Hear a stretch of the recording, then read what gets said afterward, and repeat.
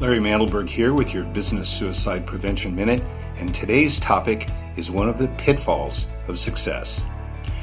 Imagine a teeter-totter with a father on one end and a small 7-year-old child on the other end. The teeter-totter isn't going to move unless the father pushes up. But even if the father pushes up, there's no balance there. There's no way for the teeter-totter to do what it's supposed to do because there's an imbalance between the two.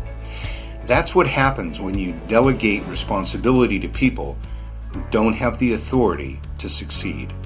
The point is that as organizations grow, the need to delegate authority grows as well. When you delegate authority to someone in your organization, it's critical if you want them to be successful. It's critical to also delegate authority along with the responsibility. Make sure you keep a balance between authority and responsibility if you want your organization to be successful and grow.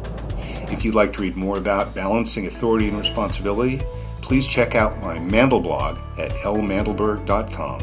Thank you.